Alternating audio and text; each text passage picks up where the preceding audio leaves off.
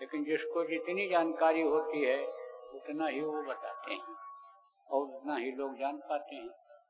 तो आप ये समझो, कहा गया है कि जो तू सीखे मूल को, फूले फगे आघाए, पात पात को सीखते पेड़ को दिया सुखाए। ये पेड़ होते हैं, पत्ते पत्ते में पानी डालो तो पेड़ सूख जाएगा, और जड़ में पानी डाल दो जिसको मूल कहते हैं तो हमेशा हरा रहेगा। तो इस मनुष्य शरीर को भी वृक्ष की संज्ञा दिया समझाने के लिए महात्माओं ने कहा ये भी एक पेड़ की तरह से है। आप ये समझो इसमें भी मूल है, आप ये समझो इसमें भी शाखाएं हैं। मूलाधार चक्र संतों ने बताया, बुधा चक्र जिसको कहते हैं, वहीं से अनिश शरीर का संचालन होता है। शरीर की रचना कैसे हुई है थोड़ा सा अभी आपको मैं बताऊंगा, तो रह जाएगा अगले सत्संग में होगा। 2-3 दिन का जो ये सत्संग चलेगा कोशिश करता हूँ बताने के लिए। तो आप ये समझो मूलाधार चक्र है, तो यह मूल है इस शरीर को चलाने के लिए। यहीं से अन्य समझो कि नाड़ियां निकली, इंगड़ा पिंगड़ा सुषुम्ना, ये 3 मुख्य रूप से नाड़ियां हैं और इनकी शाखाएं 72,000 नसें हैं। आप ये समझो इसमें आपको समझने की जरूरत है कि कहते हैं कि मूले ब्रह्मा, तुचे विष्णु, शाखा रुद्र महेश्वरा, पत्ते पत्ते देवानाम और वृक्ष राजा नमोस्तुते। यानी समझो इसको वृक्ष बताया।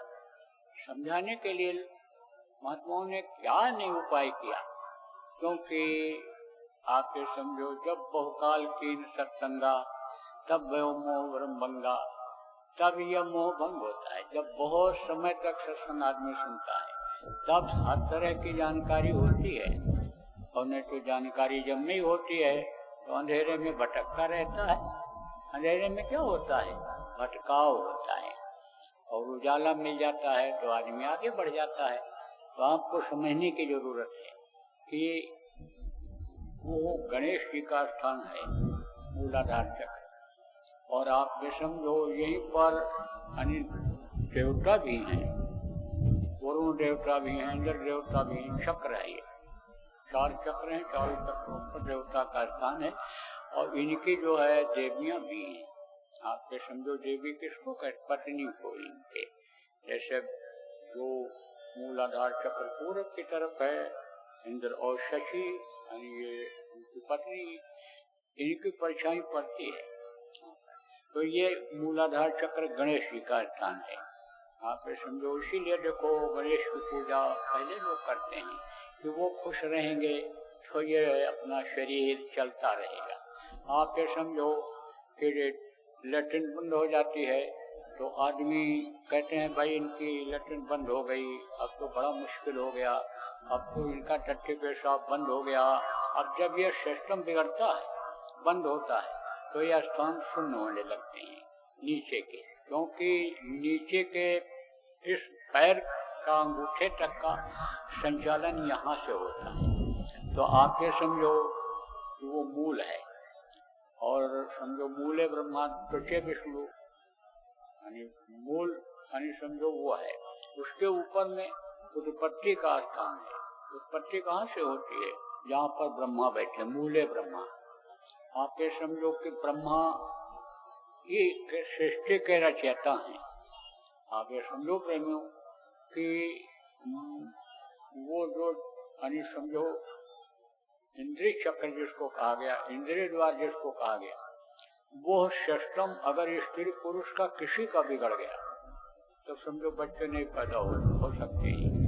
कोई भी दोनों में कमजोर पड़ जाए, कोई भी अन्य सिस्टम बिगड़ जाए तो समझो उत्पत्ति नहीं, तो उत्पत्ति वहां से होती। विष्णु कौन है, पालन करता है, वो जहाँ नाभि पर यानी उनका स्थान है, और यहीं से ऊपर जब बढ़ते हैं तो शिव का स्थान है।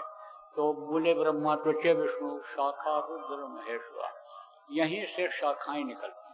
इसकी शाखा निकलती है यानी हर तरह की शाखा, मतलब यानी संघार की निकलती है, तो ये इनका असर कहाँ होता है? मुंह पे होता है, आंख पे होता है, आप पे समझो असर होता है इनका। अब कोई किसी को कड़वा बोल दिया तो समझ लो कि लड़ाई अब हो ही जाएगी, और लड़ाई होगी, गाली गलौज होगी, फिर हाथ से लड़ाई होगी, फिर अस्त्र शस्त्र से लड़ाई होगी, तो जान जाएगी कि नहीं जाएगी?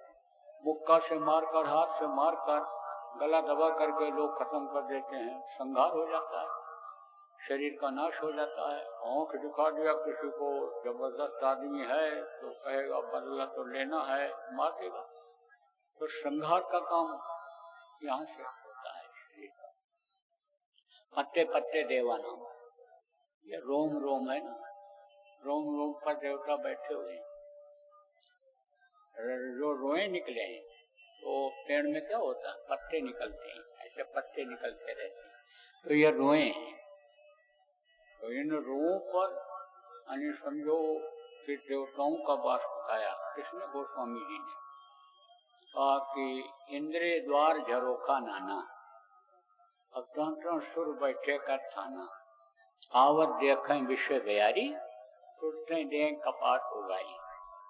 उन्होंने विषय वासनाओं के बारे में बताया कि इंद्रिय द्वार से विषय वासनाएं अंदर प्रवेश करती हैं, और ये जो रोम रोम है जहाँ देवता बैठे हुए हैं, विषय वासनाओं को आते ही ये दरवाजा खोल देते हैं और रोम से प्रवेश कर देते हैं। अब आपके समझो 33 करोड़ दुर्गा, 10 करोड़ शंभु, ये तो सृष्टि की उत्पत्ति में ही बनाए गए थे। तो आप ये समझो कि रोए की गिनती जल्दी कोई कर नहीं पाता, बालों की गिनती जल्दी कोई कर नहीं पाता है। आप ये समझो मेढक तोलने जैसा होता है। मेढक तोलना जानते हो? ऐसे बाट रख दो 1 किलो का एक तरफ, और एक मेढक रखो और उसको तोलो, तब तक दूसरा रखोगे, वो छलांग लगा के चला जाएगा। फिर रखोगे, 2 रखो, 3 रखो, फिर जब तक हाथ से उठाओगे, रखोगे, किलो पूरा करोगे, तब तक वो ऊपर ऐसा कूद जाएगा। तो मेढक तोलना हो जाता है। तो इंद्रिय द्वार झरोखा नाना, सुर बैठे आवत देखें विषय गया। आप ये समझो, अगर मालूम न हो तरीका तो समझो विषय वासनाओं का ये दरवाजा खोल देते हैं, और उसी विषय वासनाओं में आदमी फंस जाता है। नब्या के स्वाद में, जिब्या के स्वाद में पूरी जिंदगी को अपने बर्बाद कर देता है। तो मूल होता है, मूल समझो नक्षत्र भी है और मूल यानी स्थान भी है। तो मूल कहाँ है सबका? अब आपको बताऊंगा। ये जितने भी देवी हैं, देवता हैं, जितने भी ये पेड़ और पौधे हैं और जिनकी उत्पत्ति करने वाले हैं, ये चाहे लिंग शरीर में हो, चाहे स्थूल शरीर के यानी जीव हों, चाहे वो सूक्ष्म शरीर के जीव हों, आप ये समझो कारण शरीर के जीव हों, उससे भी यानी ऊपर के लोक के जीव हों, आप ये समझो कि यह सब के सब कभी जुड़े हुए थे मूल से। यानी जड़ कहाँ है? सतलोक, अनामी लोक में है। इधर की जड़ आप ये समझो सतलोक में है, और जब मृत्यु लोक की ये जड़ एक तरह से समझ लो कि ईश्वर लोक में है, सहस्त्र कमल में है। बहुत सी उत्पत्ति यहाँ से हुई है और यहीं से समाल होती है, और वहाँ से सतलोक से होती है। और वहाँ सतलोक की उत्पत्ति कहाँ से हुई? अनामी धाम से हुई। पहले यहाँ कुछ नहीं था, न पेड़ थे, न पौधे थे, न धरती थी, न आसमान था, न देवी थे, न देवता थे, न इंसान था, न कोई हिंदू था, न मुसलमान था, न सिख थे, न ईसाई थे, न कोई जिला था, न कोई प्रांत था, न कोई देश था, कुछ नहीं था। न सूरज थे, न चांद थे, न सितारे थे, कुछ नहीं थे। और ये ऊपर के लोग, वो अंडपिंड ब्रह्मांड कहते हैं, यहाँ के कोई भी लोग नहीं थे। यहाँ तक कि सतलोक, अलख लोक और अगम लोक भी नहीं था, केवल एक अनामी लोक था, और अनामी महाप्रभु था। अनामी किसको कहते हैं? जिसका कोई नाम न हो, उसका कोई नाम रखा ही नहीं जा सकता, और वो जन्म मरण से परे है, जन्मता मरता है ही नहीं वो। और अनामी लोक अथाह है, अगम है, उसका नाप तोल किया ही नहीं जा सकता है। तो उस अनामी प्रभु की मौज हुई। जब मौज हुई कुछ करने की, तो क्या हुआ कि यानी एक हिडोर हुआ। जैसे कोई बर्तन में आप पानी रख दो और उसको हिला दो ऐसे, तो हिडोर पैदा होता है। तो हिडोर पैदा होता है तो पानी नीचे गिरता है। अब आप समझो पानी जब नीचे गिरा तो ये जीवात्माएं कुछ नीचे गिर गई, घबराहट हुई, उनको अकलाहट हुई। एकदम नीचे अगर उतर आती तो बड़ा मुश्किल हो जाता है। जैसे कोई एकदम ठंडी जगह से एकदम गर्मी जगह पर पहुंच जाता है तो बड़ी अकलाहट, बड़ी बेचैनी होती है, बड़ी परेशानी होती है, तबीयत भी खराब हो जाती है, लू लग गया तो बीमार भी होता, शरीर भी छूट जाता है, ऐसे ही अकलाहट होती। तो थोड़े समय तक रोक दिया। तो वही जहाँ रुकी है वो एक स्थान बन गया जिसको अलख अगम कहा गया, अगम कहा गया, जिसको अगम लोक बना। और जो वहाँ की अन्य आत्माएं थी वहीं रही, उनमें से कोई उनके देख रेख करने वाला, परवरिश करने वाला यानी बन गया। जैसे आप पंच बना देते हो, प्रधान बना देते हो, मुखिया बना देते हो, जाति के, अपने बिरादरी के, अपने समाज के, अपने रंगों के देश का मुखिया आप बना देते हो, अपने गांव का मुखिया बना देते हो, ऐसे वो बन गए। तो देख रेख उनके, तो उनको कहा गया अगम प्रभु। आप वो वहां के मालिक हो गए।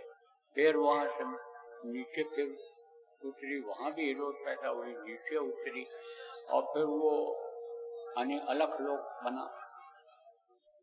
आप पे समझो अलग किसको कहते हैं?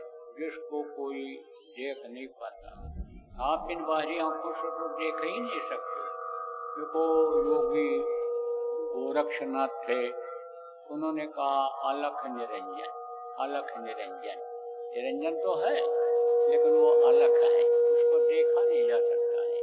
अब उनको ये जानकारी कोई करने वाला मिला नहीं, कराने वाला मिला नहीं, बताने वाला मिला नहीं कि उसको देखा जा सकता है। लेकिन जिसने देखा और दिखाया लोगों को, वो तो कहता अलग नहीं है, देखा जा सकता है, पहुंचा जा सकता है, लेकिन उसका नाम अलग लोक पड़ा।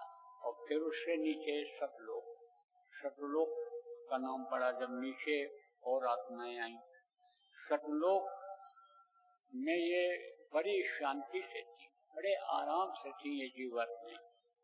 तकलीफ तो थी लेकिन क्योंकि वहां से जाने में दिक्कत नहीं होती थी उनको।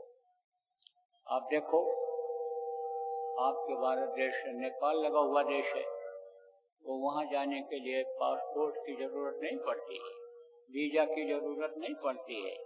उधर के लोग इधर आ जाते हैं, यहाँ के लोग वहाँ चले जाते हैं। आपके ये जो प्रांत हैं, इन प्रांतों में एक प्रांत से दूसरे प्रांत में जाने में आपके समझो कोई दिक्कत नहीं होती है। लेकिन कोई अगर जिला से जिला में जाने में दिक्कत नहीं होती है, लेकिन अगर कोई जिला बदर कर दिया गया, जिला बदर किसको कहते हैं? जो अपराधी होते हैं, उनको ये जो प्रशासन वाले हैं जिला से निकाल देते हैं, जिले में तुम नहीं आ सकते हो, आओगे तो यहाँ अपराध करोगे, आओगे तो यहाँ वारदात करोगे, तो जिला बदर हो जाता है। तो जाने आने में दिक्कत तो नहीं होती है, लेकिन उसका जब घर छूटता है, उसका जब वतन छूटता है तो तकलीफ तो होती ही होती है। ऐसे तकलीफ तो इनको रही जीवात्माओं को, लेकिन ये यानी ज्यादा तकलीफ में नहीं थी, क्योंकि आने जाने में इनको कोई दिक्कत नहीं होती थी। ये चली जाती थी, चली आती थी। सिस्टम आज भी वही है। अगर सतलोक आप पहुंच जाओ साधना के द्वारा, जो ये रास्ता बताया जाता है, नामदान दिया जाता है, गुरु महाराज ने जो नामदान दिया, संतों ने ये जो रास्ता खोला, अगर आप साधना करने लग जाओ तो आप भी जा सकते हो, आप जा सकते हो। लेकिन ये जो आपसे ऊपर के लोग के ये देवी देवता हैं, चाहे वो अन्य शरीर में हो, चाहे ब्रह्मांड में हो, वो नहीं जा सकते हैं। तो आप समझो प्रेमियों कि फिर एक दिन सत्पुरुष की मौत, उतारा जाए नीचे, रचना किया जाए, तो बड़ी तेज आवाज होती है तो लोग चौकन्ने हो जाते हैं। बारात आने को होता है तो फटाका फोड़ते हैं, तो गांव वाले कहते चलो चलो चलो बारात आ गई, चलो चलो स्वागत के लिए चलो, चौकन्ना हो जाते हैं। कोई मेहमान आता है या कोई बड़ा अधिकारी दूसरे देश का कोई आता है तो सलामी दी जाती है तोप से, यानी जो कोई राष्ट्रपति प्रधानमंत्री आता है उसको बंदूक से सलामी देते हैं, मालूम हो जाए आ गए। तो अब आप तो समझो आवाज हुई तो जो नहीं चौकन्नी हुई, जब चौकन्नी हुई तो उन्होंने कहा आपको भागना है, मुझे हमारी मौत हो गई है, घबराएंगे। तो बोले नहीं, तुमको नीचे जाना है। तो अब आप ये समझो बड़ा अधिकारी कोई कह दे छोटे कर्मचारी को कि तुमको यहाँ से जाना है दूसरी जगह नौकरी करने के लिए, तो जाना ही जाना है। तो अनुशासन बड़ी चीज होती है। यहाँ तो अनुशासन में ढिलाई भी हो जाती है, लेकिन उस लोकों में या उस प्रभु के नियम और अनुशासन में ढिलाई नहीं होती है। तो अब आप ये समझो कि ये नीचे आई तो ये भंवर गुफा में बहुत दिन रही, फिर उसके बाद दर्शन द्वार में बहुत दिन रही, फिर उसके बाद त्रिकुटी में बहुत दिन रही आत्माएं, और उसके बाद में फिर ये सहस्र कमल में। तो ये जो सहस्र कमल है, आपको सुबह अंदाज में बताया था, अभी जो नए लोग आए हो अभी आपको बता दूंगा। तो ये जो यहाँ पर ये आत्माएं आई, समझो इनके लोक में जो आई, यहाँ से सृष्टि की रचना की आई। आप ये समझो कि उस समय पर तपस्या करके मांग करके ये लाए थे। अब ये अगर बताया जाएगा तो लंबा प्रकरण हो जाएगा, लेकिन आप ये समझो कि ये तपस्या किए थे, बहुत तपस्या किए थे। सत्पुरुष खुश होकर के इनको वरदान दिया था जब उन्होंने मांगा था कि आप अपने जैसा राज्य मुझे दे दीजिए, तब उन्होंने कहा था यो मस्त। तो इन्होंने सोचा कि इन्हीं जीवात्माओं से हम रचना कर लेंगे, लेकिन इन ताकत इतनी नहीं थी जीवात्माओं, तो रचना करने की ताकत वाली आत्माओं को चाहिए था। तब फिर उनसे प्रार्थना किया, तब उन्होंने दिया, और फिर इन्होंने इधर की रचना शुरू किया। रचना जब इन्होंने शुरू किया तो समझो कि किसके द्वारा शुरू किया, जो उन्होंने समझो कि आद्या महाशक्ति जिनको कहा गया उन्हीं के द्वारा, क्योंकि वहां भी यह सिस्टम है, ऊपरी लोकों में भी यह सिस्टम है, जैसे सुमृतलोक में है कि पुरुष और स्त्री के द्वारा ही, दोनों के द्वारा ही बच्चे पैदा किए जा सकते हैं, मगर उनके नहीं किए जा सकते। ऐसे ऊपरी लोकों में भी है। तो आप समझो ऊपरी लोकों में ऐसा सिस्टम के द्वारा उन्होंने पैदा किया, किसको? ब्रह्मा, विष्णु और महेश को। ये तीन देवता सबसे प्रमुख देवता माने गए और आज भी माने जाते हैं। तो इनको फिर आदेश मिला, किसका आदेश मिला? आज्ञा का। अब तुम आगे विस्तार, जिनको निरंजन भगवान कहा जाता है, ईश्वर कहा, मुसलमानों ने इनको खुदा कहा और ईसा मसीह ने इनको गॉड कहा। यानी उन्होंने समझ लो कि इनको सौंप दिया, किसको? आज्ञा को, कि अब तुम आगे सृष्टि की रचना करो। लेकिन जीवात्मा की डोर को उन्होंने अपने हाथ में रखा, बाकी सारा सिस्टम बनाने का और इस शरीर को चलाने का और ये शरीर के द्वारा समझो कि सब काम करने का पावर किसको दिया? आज्ञा को दे दिया। तो आज्ञा ने क्या किया कि ब्रह्मा और विष्णु महेश को काम सौंपा, वहां तुम लोग अब सृष्टि की रचना। और निरंजन अलग हो गए, वो अपना गए दीप बनाए, दीप में बैठ करके और प्रभु को, पिता को, एक ही पिता है। आप तो समझो कि कहा कि साहब सबका बाप है, बेटा काहू का ना है, और बेटा होकर जो जन्मे तो साहब ना है। आप ये समझो कि वो साहब नहीं हो सकता है जो माँ के गर्भ से बाहर निकलता है, लेकिन साहब की उसमें ताकत रहती है और साहब की ताकत काम करती है और समय समय पर साहब भेजा करता है। साहब किसको कहा कबीर साहब ने, जिसको राधा स्वामी कहा दयाल जी महाराज ने, जिसको नानक जी ने वही गुरु कहा, जिसको हम समझो कि जय गुरुदेव प्रभु कहते हैं। आप ये समझो कि वो महाप्रभु, वो समझो कि सबके सृजनहार, सबके पिता, वो जन्म कभी नहीं लेते। ये समझो यहाँ जन्मना मरना है, ऊपरी लोकों में भी जन्मना मरना है, कारण शरीर वालों में भी जन्मना मरना है। आप ये समझो वहाँ भी भोग होता है, वो भी ग्रहण करते हैं। आप ये समझो क्या ग्रहण करते हैं, भोजन ग्रहण करते हैं, जैसे दृष्टि भोग है, आप ये समझो शब्दों का आहार है, ऐसे आहार लेते हैं वहाँ। लेकिन आगे कुछ नहीं, वो उनका जन्मना मरना बंद हो जाता है, इधर नहीं आते, माँ के पेट में नहीं आते, इस रचना में नहीं आते, पैदा नहीं होते, किसी बेटा नहीं होते, लेकिन ये बेटा होते हैं। बेटा अगर न होते ये तो बेटा कैसे कहे जाते हैं, ये सिस्टम न होता बेटा का, तो ये ब्रह्मा विष्णु महेश कैसे बेटा कहे जाते। तो आप ये समझो इन्होंने रचना किया। तो सबसे पहले इन्होंने अंडज पिंडज उपमज और स्थावर बनाया। स्थावर किसको कहते हैं, पेड़ और पौधे। शुरू में कम बना था, 30 ही लाख इन्होंने बनाया था पेड़ और पौधे को, फिर 27 लाख उपमज बनाए। उपमज किसको कहते हैं, उपमज आप ये समझो मनुष्य के पसीने से जो पैदा होते हैं कीड़े पतंगे, ये उपमज में आते हैं। ये कहाँ पैदा होते हैं, गंदगी में पैदा होते हैं। तो ये जो गंदगी वाले हैं ये उपमज कहलाते हैं। और आप ये समझो अंडज हैं जो अंडे से पैदा होते हैं। आप ये समझो जल के जीव तो जल में पैदा होते हैं, जल में ही रहते हैं, जल ही उनका जीवन है। जल से निकाल दिया जाए जीना मुश्किल हो जाता है। जैसे मछली को जल से निकाल दो तो तड़प तड़प करके मर जाती है। काल सूर्य बिन नीर प्यारे गुरु बिना, जल के बगैर मछली नहीं।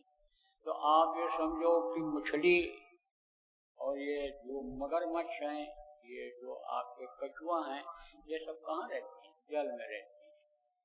अब जल नहीं मिलता कछुए को, तो जहाँ जल का अंश ज्यादा है, पृथ्वी के अंदर जमीन के अंदर जल का अंश ज्यादा है, तो कुआं में पानी निकलता है, तालाब होते हो जब पानी निकलता है तो उसी में वो रहते हैं। तो आप ये समझो ये बनाया 9 लाख जल के जीव बनाए, 4 लाख आपके पिंडज बनाया। पिंडज उसको कहते हैं पिंड से जिनकी उत्पत्ति होती है। पिंड कहाँ बनता है, यह बनता है माँ के पेट में। कैसे बनता है ये भी बता दूं। देखो मनुष्य के लिए ही ये सारी प्रकृति बनाई हुई है, सब कुछ है। ये जो देखते हो पेड़ पौधे, नदी नाले, पहाड़, ये सब जब देखते हो तो कहते हो ये प्रकृति है। तो प्रकृति को बनाया किसके लिए, इंसान के लिए। और एक दूसरे का जैसे स्त्री पुरुष का रिश्ता होता है, माँ बाप का रिश्ता होता है, बेटे का माँ से रिश्ता होता है, आप ये समझो ऐसे रिश्ता एक दूसरे से है। एक दूसरे पर आश्रित भी है, एक दूसरे पर निर्भर भी है। पेड़ की सिंचाई न करो, पेड़ सूख जाएगा, पेड़ न रहे, हवा न मिले, आपको शुद्ध हवा न मिले तो बीमार हो जाओ। तो ये सब जुड़े हुए हैं एक दूसरे से। तो इसको उन्होंने बनाया था। आप ये समझो कि इसकी उत्पत्ति कैसे हुई ये भी आपको बता दें। ये जो 5 तत्व हैं, आप ये समझो जल, पृथ्वी, अग्नि, वायु और आकाश, ये एक दूसरे से उत्पन्न हुए। जैसे समझो आकाश से अग्नि उत्पन्न हुई, वायु से उत्पन्न हुआ, जल उत्पन्न हुआ, जल से धरती की उत्पत्ति हुई। तो ये सब इसी से ऐसे बनाए गए। और इन चीजों की माँ के पेट में जरूरत भी होती है, तभी बच्चा बनता है। बगैर तत्वों के पूर्ति के बच्चा ठीक से बन नहीं सकता है। तो देखो गर्भवती महिलाओं को बताया जाता है कि हवा में बैठो, जमीन पर भी कुछ चलो, आप फिर समझो ये सब जरूरी होता है। उससे सिर्फ इन चीजों से तत्व मिलते हैं, कुछ हवा से मिल जाते हैं, कुछ चलने से मिल जाते हैं, कुछ आसमान से मिल जाते हैं। ये तत्व बच्चे को माँ से ही मिलते हैं। तो इन तत्वों की माँ के पेट में बच्चे को बनाने में जरूरत होती है। ये जो सूरज और चांद हैं, इनकी अहम भूमिका होती है। इन्हीं से रज और बीज की उत्पत्ति होती है। चंद्रमा शीतल होता है और ये रज में शीतलता रहती है, और समझो उष्णता किसमें होती है, वीर्य में होती है, तो वो सूर्य से मिलती है। तो पुरुष में वो शक्ति रहती है, सूर्य शक्ति रहती है। अब ये जो दोनों मिलते हैं तब पिंड बनता है। अंदर में इनको मिलाने वाली भी ताकतें होती हैं, शक्तियां होती हैं। वो कहाँ होती हैं? इन्हीं दोनों आंखों के बीच में, जहाँ जीवात्मा बैठी हुई है। चार दल आप ये समझो चतुर्संता का, उसके नीचे फिर 2 दल कमल, ये आत्मा बैठी हुई, और फिर उसके ऊपर चतुर्दल 4 यानी समझो कि दल का कमल है। तो वहां पर ये आप ये समझो कि ये 4 गुण, रजोगुण, तमोगुण, सतोगुण, ये जो मन, चित्त, बुद्धि, अहंकार है, ये शरीर की रचना के बारे में आपको बता रहे हैं। क्योंकि इसमें हर तरह के लोग हो, आप बुद्धिजीवी हो, पढ़े लिखे हो, वैज्ञानिक हो, आप समझो ग्रंथों को भी जानते हो, शास्त्रों को भी जानते हो, इसलिए आपको बता रहा हूँ। अभी तो जो नए लोग आप आए हो, इन चीजों को नहीं समझ पाओगे, तो आपको सरल भाषा में समझा दूंगा, एकदम से सरल बात बताऊंगा आपको। तो आप ये समझो प्रेमियों, पहले आप ये समझ लो मनुष्य शरीर को श्रेष्ठ क्यों बताया गया। देव दुर्लभ शरीर, इसको लोग क्यों मानते हैं। नर समान कोनो देही, जीव चराचर जाचते ही, जितने भी चर और अचर के जीव हैं, सब इस मनुष्य शरीर को क्यों मांगते रहते हैं कि थोड़े समय के लिए मिलता, अपना काम बनाते क्यों मांगते रहते हैं। तो वो मैं आपको बताता हूँ कि इसको कोई बना नहीं सकता है, कोई नहीं बना सकता। और बना भी दे, रूप बिल्कुल वैसा ही बना दे, आप जैसा ही, आपके जैसा ही बना दे, कपड़ा भी उसी तरह से पहना दे जैसे आप पहनते हो, लेकिन आपके पुतले से, किसी के पुतले से, किसी के मूर्ति से आवाज कोई नहीं निकाल सकता है, उनका हाथ पैर नहीं हिला सकता है, चल नहीं सकते हैं वो, बोल नहीं सकते हैं, कर्म नहीं कर सकते हैं वो। आप समझो, इसमें कहने का मतलब जान नहीं भर सकता है, प्राण नहीं डाल सकता है। यह सब माँ के पेट में ही होता है, और ये शक्तियां काम करती हैं। शक्ति का काम क्या है? रजो बीज मिलाने वाली शक्ति कौन है? समझो कि वो शक्ति है जन्म शक्ति। वहीं से जन्म मानते हैं बच्चे का, तो जन्म शक्ति रजो बीज को मिला देती है। और उसके बाद अष्ट शक्ति उसके हिस्से अलग कर देती है। जन्म परिणामी शक्ति आवरण पर्दा लगा देती है, झिल्ली जिसको कहते हैं। जन्म परिणामी वृद्ध शक्ति हवा के असर से बच्चे को बढ़ा देती है। आप ये समझो, जहाँ की आबोहवा अच्छी रहती है, बढ़िया शुद्ध हवा रहती है, वहाँ के जो बच्चे होते हैं बढ़िया स्वस्थ और लंबे, जितना होना चाहिए उतना लंबे होते। यही कारण है कि देखो, जहाँ पर लोग शुद्ध वातावरण में रहते हैं, जहाँ जगह की कमी नहीं है, आप ये समझो वहाँ के लोग लंबे होते हैं। आप देख लो उधर हरियाणा के लोग, आप देख लो उधर पंजाब के लोग, आप देख लो उधर पाकिस्तान के लोग, यानी वहाँ जगह ज्यादा है। दुबई के लोग देख लो, कतर ओमान में देख लो, वहाँ क्षेत्रफल ज्यादा है, तो वहाँ के लोग लंबे हो। आप चले जाओ हांगकांग में देखो, आप चले जाओ भूटान में देखो, चाइना में देखो, जहाँ आबादी ज्यादा है, वहाँ के लोग छोटे होते हैं। तो हवा के जरिए ये पिंड यानी बढ़ता है अंदर में, तो जन्म परिणामी वृद्धि बढ़ाती है पिंड को। जन्म परिणामी वृद्धि और क्षीण शक्ति अंग अलग करती है, आँख, कान, उंगली और ये सब जो अंग होते हैं इनको वो बनाती है। और मृत्यु शक्ति जो होती है माँ के पेट से बच्चे को बाहर निकाल देती है। अब इन शक्तियों में कोई शक्ति की जब कमी रह जाती है तो कोई अंग छोटा हो जाता है, कोई बड़ा हो जाता है। किसी बच्चे को देखो आँख ठीक से नहीं बन पाती, कान छोटा हो जाता है, उंगली छोटी हो जाती है, किसी की एक उंगली और निकल जाती है हाथ में, पैर में 22 उंगली हो जाती है पूरे शरीर में। तो यह सब माँ के ऊपर निर्भर करता है। उसका जब खान पान बच्चियों समझ लो तुम जब सही रहता है, विचार भावनाएं सही रहती हैं, तो बच्चे माँ के पेट में ठीक से बन करके निकलते हैं और उनके अच्छे संस्कार बनते हैं। मोटी बात समझो बच्चियों, जितने भी बच्चे मोटी बात आप ये समझो कि जो ध्यान भजन सुमिरन बच्चियां करती रहती, सत्य बोलती हैं, हिंसा हत्या से दूर रहती हैं, जिनके अंदर दया भाव रहता है, सेवा भाव रहता है, परोपकार का भाव रहता है, प्रभु को मानती हैं, धर्म को मानती हैं, किसी भी रूप में हो, किसी भी धर्म की मानने वाली हो, लेकिन जो धार्मिक होती हैं, किसी भी धर्म में हिंसा हत्या नहीं है, झूठ बोलना नहीं है, बेईमानी करना नहीं है, खिदमत सेवा न करने वाली बात नहीं है, सब में ये बातें हैं। तो जो धर्म को मानती हैं, किसी भी धर्म का मूल को उसके समझ करके धर्म की उत्पत्ति कहाँ से हुई और उत्पत्ति करने वाले ने किस तरह का धर्म बताया।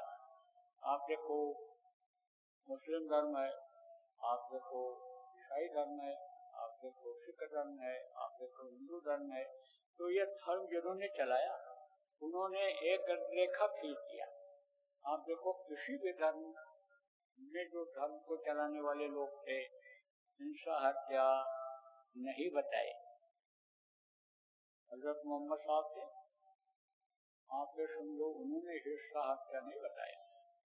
दया कहा, दया करो, रहम करो, रहमान के तभी प्यारे हो पाओगे, बिस्मिल्लाह रहमान रहीम। यानी उन्होंने बताया कि रहमान को पाने के लिए यानी रहम करो, दया करो, ईमान दुरुस्त रखो। उन्होंने बताया ईमान खराब नहीं होना चाहिए, इस तरह की शिक्षा दिया। बड़ा विरोध किया मान साहबियों का नानक साहब।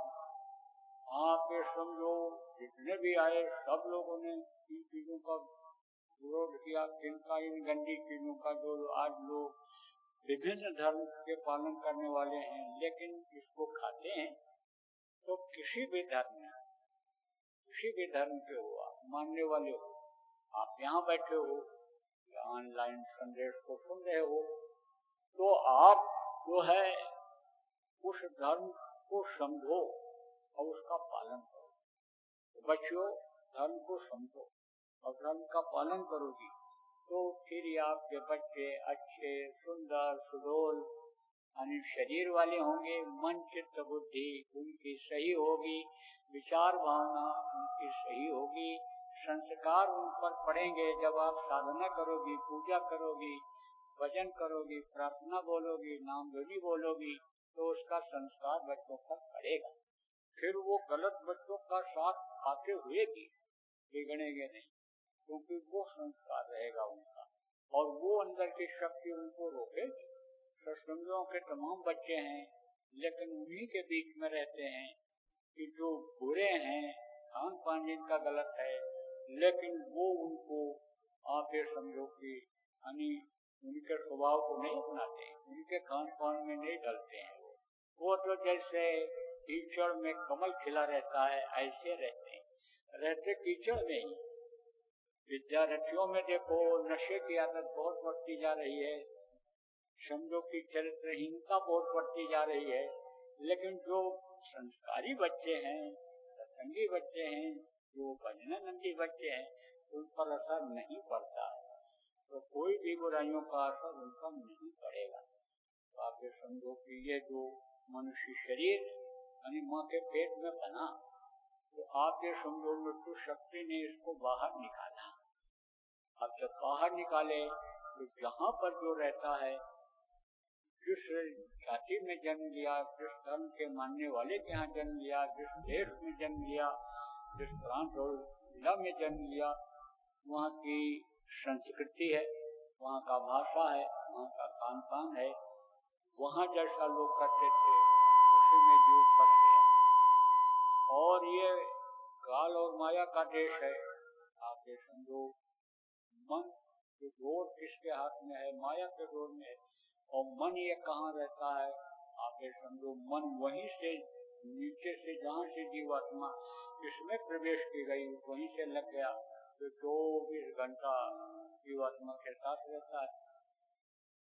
अब आप समझो, आपको कुछ बातें अभी अगले सत्र में बताऊंगा, क्योंकि हमको नामदान भी देना है आपको, और हम बहुत ज्यादा देर तक अभी समय नहीं बोल पाते, हमको थकावट आ जाती है। आप उम्र के असर से कमजोरी रहती शरीर में, ज्यादा नहीं बोल पाते, तो बस मोटी बातें आपको बताऊंगा आज, फिर और बातें कल बताऊंगा कि कैसे यानी समझो कि ये जीवात्मा यानी समझो नीचे उतारी गई है, यहाँ बैठाई गई दोनों आंखों के बीच में, यहाँ से कैसे उतारी गई, कैसे घर से निकल के जाएगी, ये सब बातें अगले से। लेकिन ये बताऊंगा कि माँ के पेट में यानी ये जीवात्मा डाली गई, 5 महीना 10 दिन का बच्चा जब माँ के पेट में हो गया, तब ये जीवात्मा इसमें डाल दी गई। तो आप ये समझो तभी चैतन्यता आई। और जब चैतन्यता आई, चैतन्यता किसको कहते हैं? जैसे पड़े रहो, बेहोश पड़े रहो, अर्धनिद्रा में रहो, और कोई आकर के हिला दे ऐसे, जब जाओगे तो चैतन्यता आ जाती है।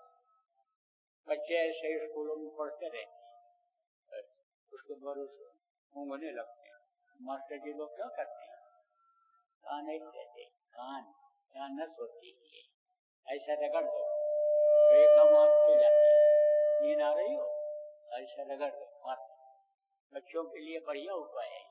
बच्चे पढ़ते पढ़ते सोने लगते हैं, और पढ़ना जरूरी है क्योंकि दूसरे दिन पेपर है, परीक्षा देनी है, तो बच्चों बस कान पे मारना ऐसे हाथ, तो चैतन्यता आ जाए। चैतन्यता उसको कहते हैं। तो आप ये समझो कि उस वक्त पर चैतन्यता आ गई थी जब ये जीवात्मा डाली गई थी। डाली गई तो दुखी तो हुई, लेकिन दुखी होते हुए भी इसने 9 महीना बंधन में गुजारा, माँ के पेट में, माँ के पेट रूपी जेल में ये गुजारा, जिसमें इसको कहीं निकलने का रास्ता नहीं मिल रहा था, और बदबू बराबर आ रही थी, और माँ के पेट की गर्मी अब आपको क्या पता है निकलने के बाद की कितनी होती है, कितनी रहती है। देखो अग्नि, जिसको वैद्यों ने कहा अग्नि होती है, कहाँ अग्नि होती है? माँ के पेट में अग्नि होती है, पुरुष के पेट में अग्नि होती है। आत्मा क्यों कमजोर होता है, भोजन क्यों नहीं पचता है? पहले लोग कहते हैं अग्नि कमजोर होगी, अग्नि प्रज्वलित करनी पड़ेगी दवा दे करके, तो अग्नि ही भोजन को पचाती है। अब आप ये समझो प्रेमियों कि माँ के पेट की गर्मी भोजन को पचाती है। आप देखो गर्म पानी है, और गर्म पानी में आप रोटी डाल दो, चावल डाल दो, तो देर में घुलेगा। आधा घंटा लग जाए घुलने में, 1 घंटा लग जाए, कुछ नहीं कहा जा सकता। लेकिन माँ के पेट में भोजन पड़ते ही पचाव शुरू हो जाता है। 10 मिनट 15 मिनट के बाद अगर पलटी करो तो सीधा सीधा चावल नहीं निकलेगा जैसा खाया था। निकल करके खा के देख लो, चावल के टुकड़ों को ऐसे मुंह में डालो और निकल जाओ, मुंह से भी न चलो, मुंह में आपने उसको दबाया होगा, और पेट में जाएगा तो वैसे वैसे नहीं निकलेगा। 10 मिनट के बाद अगर पलटी करो तो बचा हुआ निकलेगा। तो क्या कौन पचाता है उसको? गर्मी पचाता है। जैसे पतीली में पानी जो होता है गर्म हो जाता है तो उसमें चावल को पकाता है, ऐसे ही भोजन को गर्मी पचाती है। पतीली के पानी की गर्मी कितनी रहती होगी वो तो आप थर्मामीटर लगा करके देख लो, उसमें बहुत तेज रहती है।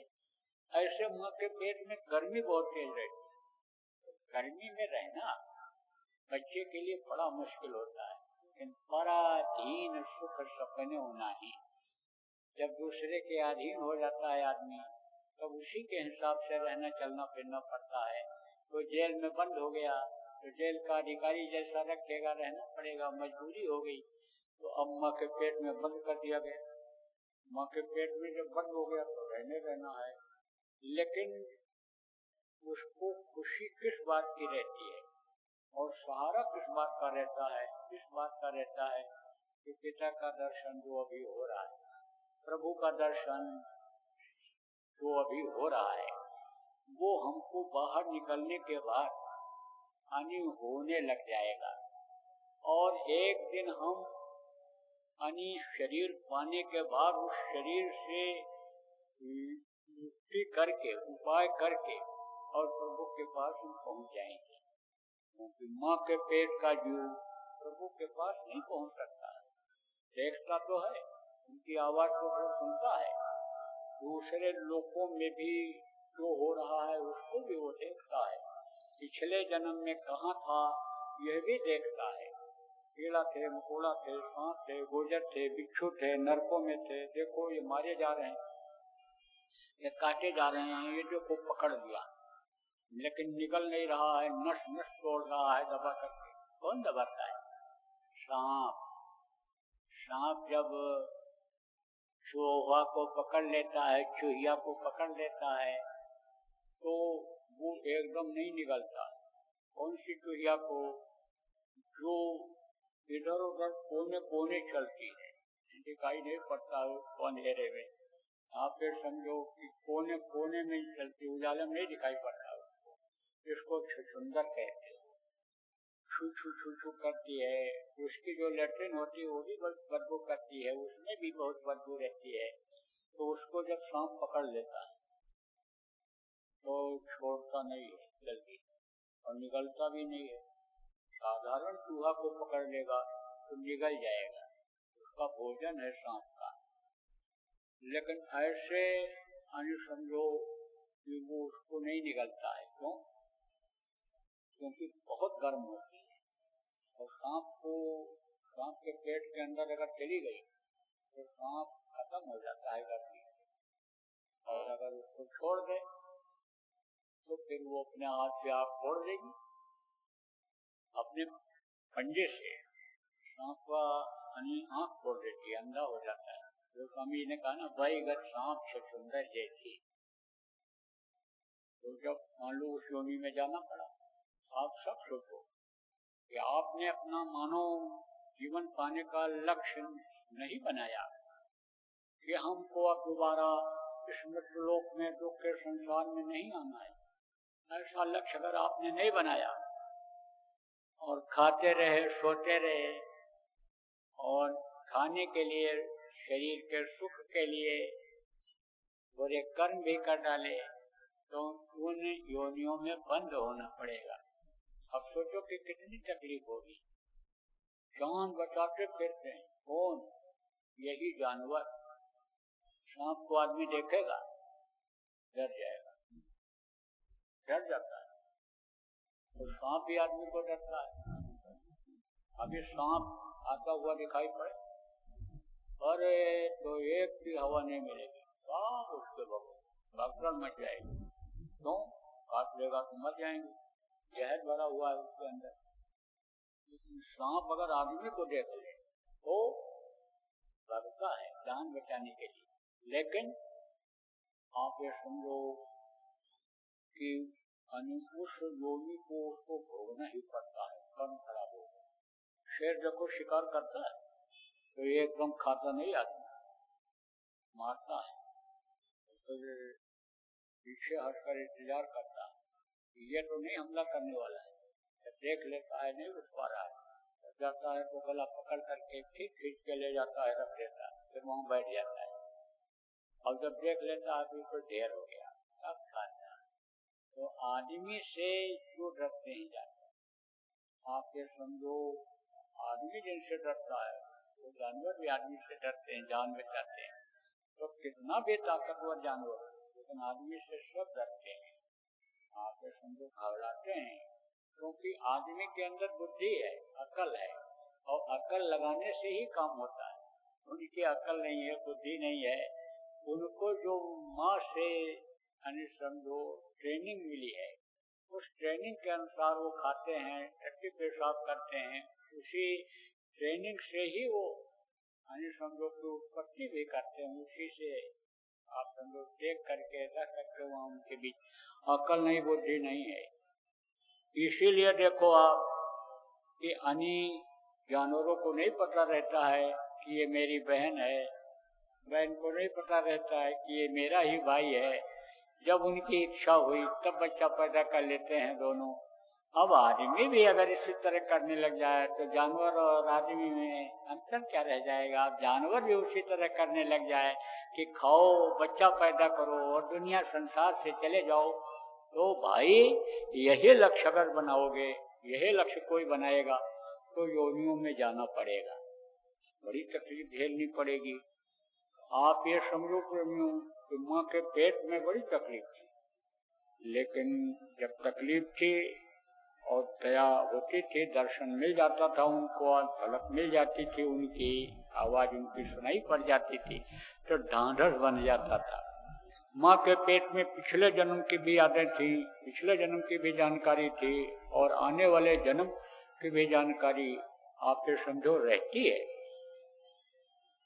सुखदेव जन्म ही नहीं ले रहा था, क्योंकि उसको मालूम था कि हम माया के चपेटे में आ जाएं, माया के लोक में हम जा रहे हैं। माया किसको कहते हैं? रुपया पैसा, और औरतों को माया कहते हैं। अब आजकल देखो दुनिया पागल हो रही है, दुनिया दौड़ रही है इसी के पीछे। अन्य समझो जो नहीं भी करना चाहिए वो भी कर डाल रहा है आदमी, अन्य मानव हत्या जैसा पाप कर डाल रहा है आदमी। इंसान रिश्ते को खत्म कर दे रहा है, पवित्र रिश्ते को, भाई बहन के, माँ बेटी को, बेटे को, इस रिश्ते को खत्म कर दे रहा है आदमी। आप ये समझो इसी पागलपन में, तो उसको मालूम था। तो एक सेकंड के लिए, एक ही सेकंड में तो ढकेल दिया जाता है बच्चा, एक ही सेकंड में उधर से जब दबाव बना तब नहीं रुकता है। बाहर भले तकलीफ हो, यानी माँ को प्रसव के समय, यानी बच्चा पैदा करते समय बहुत तकलीफ होती है। कहा ना, बांझ न जाने प्रसव की पीड़ा। तो आप ये समझो कि जिसके फटे न, जिसके पैर न फटे बेवाई, सो का जाने पीर पराई कहा गया। बेवाई की जो, बेवाई का जो दर्द होता है बहुत तेज होता है, बर्दाश्त नहीं होता है। छुरी लगने का दर्द बर्दाश्त हो जाता है, लेकिन दवाई का दर्द बर्दाश्त नहीं होता है। लेकिन जिसका पैर नहीं फटा उसको क्या पता है। ऐसे ही प्रसव के समय बहुत पीड़ा होती है, लेकिन दबाव बनने पर रुक नहीं पाता है वो। तो एक सेकंड के लिए विधि को अपना विधान यानी समझो कि रोकना पड़ा था कि अगर ये बाहर नहीं निकला तो मां मर जाएगी। बाहर अगर नहीं निकला, वैसे जब बच्चा बड़ा हो जाता है तो माँ ढोती है, माँ ले जाते है एक जगह दूसरी जगह, बच्चे को पूरा परवरिश करती है। चल नहीं पाती है बेचारी, खा नहीं पाती है, बैठ नहीं पाती है। इसीलिए तो कहा गया माँ का स्थान सबसे ऊंचा होता है। बेटा माँ के ऋण से कभी भी मुक्त नहीं हो सकता है। इससे आपको शिक्षा लेनी चाहिए बच्चों कि माँ बाप की सेवा करो, माँ बाप का सम्मान करो, माँ बाप का अपमान निरादर, माँ बाप का तिरस्कार मत करो, उनको घर से मत निकालो, उनकी उपेक्षा मत करो आप, क्योंकि उनके कर्जदार हो और कर्जा देना भी जरूरी होता है।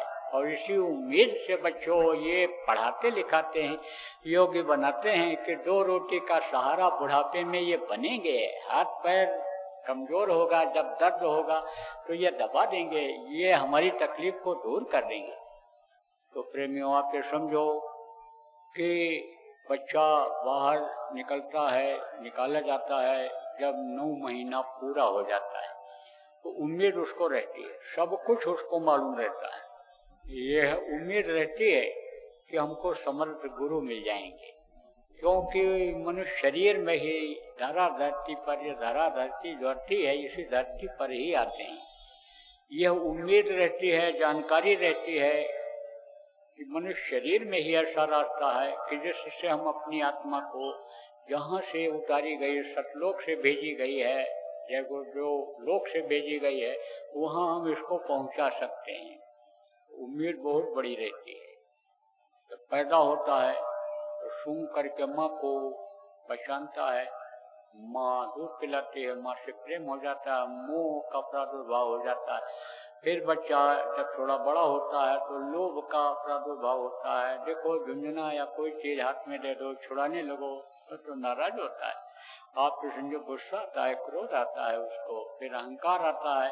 बच्चों के बीच में खेलता है, कोई बच्चा खेल रहा है, बॉल खेल रहा है, चाहता है अपना हॉकी बॉल लेकर आता है, शॉट लगाता है, जब दूर चला गया तो मेरा बॉल बहुत दूर गया, तो अहंकार आता है। उसके बाद में काम वासना आती है, तो काम क्रोध लोभ मोह अहंकार से ये ग्रसित हो जाता है और ये पूरी जिंदगी रहती है। इसमें कमी आती है, उम्र के हिसाब से, अवस्था के हिसाब से, समय के हिसाब से कमी आती है, लेकिन ये रहती है। अब अगर इसी में से कोई चीज बढ़ गई तो वो विनाश का कारण बन जाती है, रास्ते से मनुष्य को अलग कर देती है। जैसे काम वासना ही बहुत हो गई तो फिर उसको कुछ नहीं पता रहता है। कामी यानी चाहे नारी हो चाहे पुरुष हो, फिर उसको कोई ध्यान किसी बात का नहीं रहता है, न कुल का, न खानदान का, न मर्यादा का, न देश का, न मरने का, न मिटने का। क्रोधी भी ये नहीं देखता है कि क्रोध का रिजल्ट क्या आएगा, परिणाम क्या आएगा, गाली दे देता, मार देता है, फिर कहता ठीक है कोई बात नहीं, मर जाएंगे, एक ही बार तो मरना है, चलो कोई बात नहीं है। यानी क्रोध में, क्रोध कई तरह के होते हैं। किसी बात को किसी ने कह दिया, उससे क्रोध आ जाता है। कहीं और कोई गलत उपदेश कर दिया, गलत बात बता दिया, यही भर दिया, जातिवादी का भाव भर दिया, कौम का भाव भर दिया, गलत बातें बता दी, देश की बात बता दी कि जब मारोगे काटोगे तब अनि समझो कि इनका जब खात्मा होगा तब तुमको अनि समझो कि शांति मिलेगी। ये बता देता कि धर्म तुम्हारा तभी रहेगा, खुदा के प्यारे तभी होगे जब कत्ले आम करोगे। तो गुस्सा उस तरह का अंदर पैदा कर लेता है, और पैदा कर लेता है तो हिंदू मुसलमान को मारने लगता है, मुसलमान हिंदू को मारने लगता है, और जो है सिख ईसाई को मारने लगता है, हिंदू को मारने लगता है, और ये ब्राह्मण क्षत्रिय वैश्य यह सब क्रोध से ही एक दूसरे को मारते पीटते और विरोध पैदा कर लेते हैं। तो क्रोध आ गया तो वो भी विनाश का कारण ही बन जाता है। देखो एक से एक हुए लेकिन सब चले गए। देखो बलवान भी हुए, धनवान भी हुए, और औदारिक शक्तियां भी हुई। आप ये समझो दुष्ट भी हुए, आप ये समझो रावण कंस जैसे दुष्ट भी हुए, लेकिन खात्मा तो एक दिन सबका हुआ।